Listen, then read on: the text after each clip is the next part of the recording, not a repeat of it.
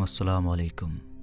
दोस्तों, आज की इस वीडियो में हम जान पाएंगे कि आलम बरज़ख क्या है और रूहें आलम बरज़ख में कैसे रहती हैं। बल्कि आलम बरज़ख के हवाले से एक यहूदी औरत का वाक़या भी आपको बताएंगे कि जब एक यहूदी औरत ने सैयदा आयशा सिद्दीक़ा रज़ियल्लाहु ताला अन्हा को आलम बरज़ख के बारे में बताया तो हज़रत आयशा रज़ियल्लाहु ताला अन्हा ने आलम बरज़ख का इनकार क्यों किया था। वीडियो में आप ये भी जान पाएंगे कि इंसान के मरने के बाद क्या होता है, यानी आलम बरज़ख की ज़िंदगी कैसी है, यहाँ पर लोग कैसे रहते हैं, लोग यहाँ पर क्या खाते पीते हैं। और हाँ, ये भी आपको बताएंगे कि इंसान जब मर जाता है तो आलम बरज़ख में दुनियावी बातों को कैसे याद रखता है। दोस्तों, आलम बरज़ख के बारे में रिवायात में इस तरह बताया गया है कि आलम कहते हैं दुनिया को, और हमारे लिए ये 4 आलम हैं, यानी 4 दुनिया हैं। आलम अरवाह, आलम दुनिया, आलम बरज़ख, आलम आखिरत। जी हाँ, ये हकीकत में 4 आलम हैं और हर आलम के अहकाम अलग अलग हैं और हर इंसान को उन सब से गुजरना है। लेकिन ये अलग बात है कि हर एक जगह पर रहने का वक्त अलग अलग होता है। अल्लाह पाक ने इंसानों के एक दुनिया से दूसरी दुनिया में जाने के लिए अलग अलग वजूहात पैदा किए हैं। जैसा कि आलम अरवाह यानी रूहों की दुनिया से इस दुनिया में आने तक का जरिया माँ बाप हैं, और इस दुनिया से आलम बरज़ख की दुनिया तक जाने का जरिया मौत है, और आलम बरज़ख से आलम आखिरत तक जाने का जरिया सूर है जो हज़रत इसराफील अलैहिस्सलाम फूंकेंगे। लेकिन आज का हमारा टॉपिक सिर्फ आलम बरज़ख है। मेरे दोस्तों, बरज़ख के लफ्ज़ी माने आड़ या पर्दा के हैं। इंसान के मौत से लेकर मैदान महशर कायम होने तक का वक्त बरज़ख कहलाता है।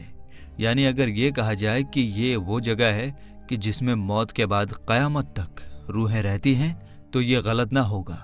यानी बरज़ख में सारे इंसानों और जिन्नों को मौत के बाद रहना है, और ये आलम बरज़ख हमारी दुनिया से बहुत बड़ा है। यानी बरज़खी ज़िंदगी दुनियावी ज़िंदगी से बहुत बड़ी है, लेकिन वो भी एक दिन ख़त्म हो जाएगी। अल्लाह पाक सूरह मोमिनून में फरमाता है, और उनके आगे एक आड़ है इस दिन तक जिसमें ये उठाए जाएंगे। मेरे दोस्तों, आलम बरज़ख में पहुँचने के बाद इंसान का आखिरत की तरफ सफ़र शुरू हो जाता है। हुज़ूर पाक सल्लल्लाहु ताला अलैहि वसल्लम ने इस बारे में फरमाया, बेशक आखिरत की सबसे पहली मंजिल कब्र है। अगर कब्र में इंसान कामयाब हो गया तो आगे का रास्ता भी आसान हो जाएगा, और अगर इसमें कामयाब ना हो सका तो आगे का रास्ता बहुत कठिन होगा।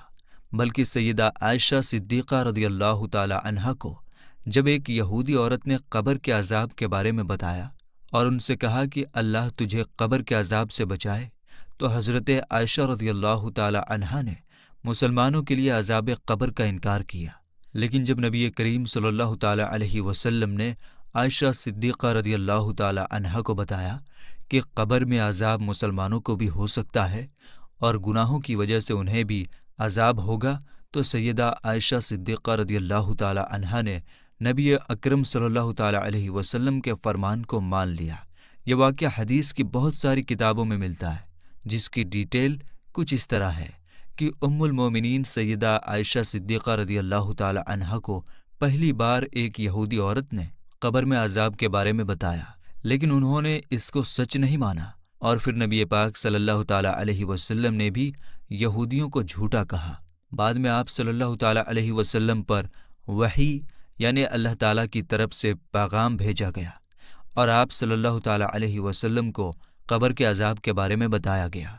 उसी दिन सूरज को ग्रहण लग गया और आप सल्लल्लाहु ताला अलैहि वसल्लम के बेटे सैयदना इब्राहिम रज़ियल्लाहु ताला अन्हो का इंतकाल भी हो गया। लिहाजा आप सल्लल्लाहु ताला अलैहि वसल्लम ने उसी दिन सूरज ग्रहण की नमाज सलातुल कुसुफ पढ़ाई और फिर खुतबा दिया, और इस खुतबा में सहाबा किराम रिदवानुल्लाहि ताला अलैहिम अजमाइन को अज़ाब कब्र के बारे में पूरी जानकारी दी।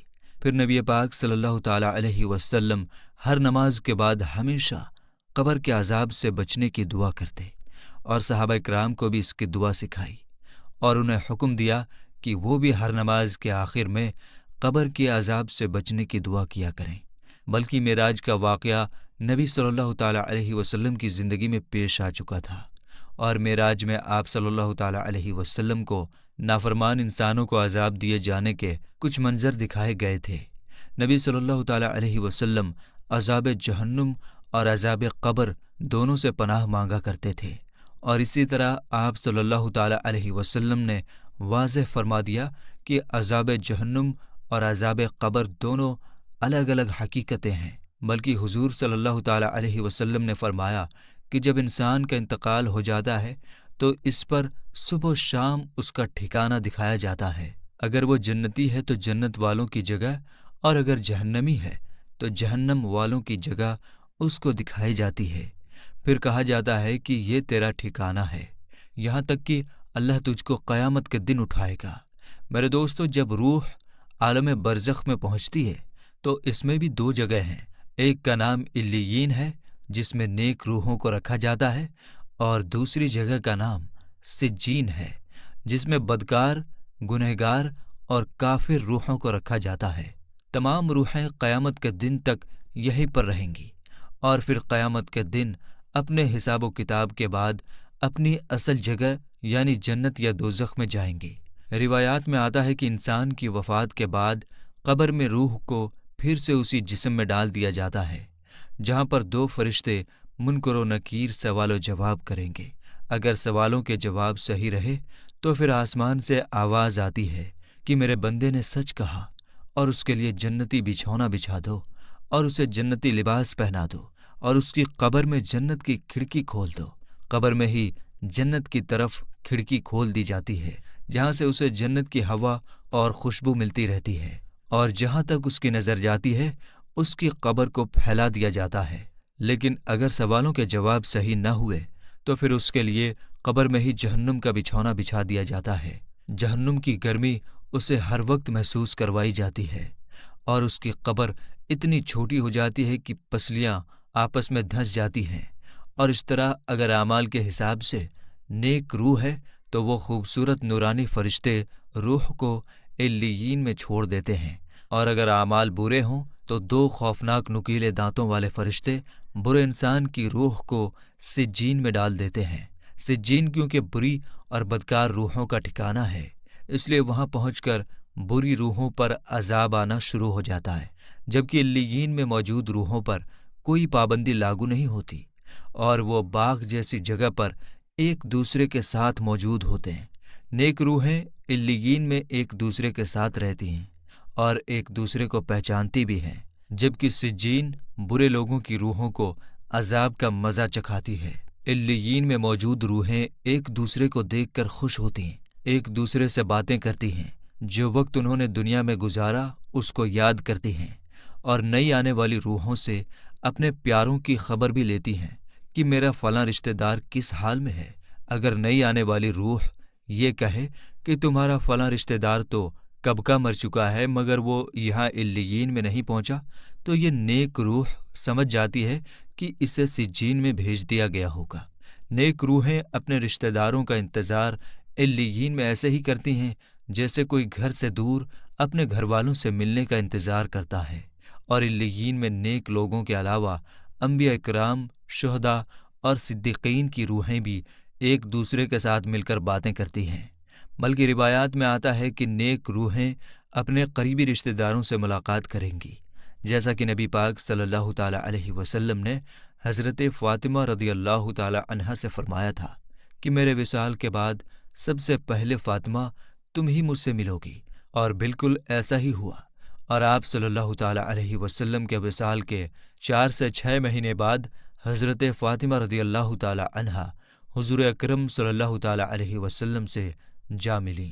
میرے دوستو، یاد رہے کہ عالم برزخ میں روحیں میدان محشر قائم ہونے تک رہیں گی، یعنی قیامت کے دن تک روحوں کے ٹھہرنے کی جگہ عالم برزخ میں رہے گا، اور قیامت ہی وہ دن ہوگا جب روحوں کو ان کے جسموں میں ڈال کر دوبارہ اٹھایا جائے گا، پھر حساب کتاب کے بعد جنت یا جہنم میں ڈال دیا جائے گا، اور پھر وہیں ہمیشہ کے لیے اس کا ٹھکانہ ہوگا۔ بلکہ میرے دوستو، حضرت عثمان غنی رضی اللہ تعالیٰ عنہ جب کسی قبر کے پاس کھڑے ہوتے تو اس طرح روتے کہ داڑھی مبارک بھیگ جاتی تھی۔ سوال کیا گیا کہ آپ جنت یا دوزخ کا چرچا کر کے نہیں روتے اور قبر کو دیکھ کر اس طرح روتے ہیں؟ تو حضرت عثمان رضی اللہ تعالی عنہ نے جواب دیا کہ رسول پاک صلی اللہ تعالی علیہ وسلم نے فرمایا ہے، بے شک قبر آخرت کی منزلوں میں سے پہلی منزل ہے، سو اگر اس میں کامیاب ہوا تو اس کے بعد کی منزلیں اس سے زیادہ آسان ہیں، اور اگر اس میں کامیاب نہ ہوا تو اس کے بعد کی منزلیں اس سے زیادہ سخت ہیں۔ حضرت عثمان رضی اللہ تعالی عنہ فرماتے ہیں کہ اللہ کے رسول صلی اللہ تعالی علیہ وسلم نے ارشاد فرمایا، میں نے کبھی کوئی منظر قبر کے عذاب سے زیادہ سخت نہیں دیکھا، بلکہ حضرت ابن عباس رضی اللہ تعالی عنہ سے مروی ہے کہ حضور اکرم صلی اللہ تعالی علیہ وسلم مدینہ یا مکہ کے کسی باغ سے گزرے، اتنے میں دو انسانوں کی آواز سنی جن کو قبر میں عذاب دیا جا رہا تھا۔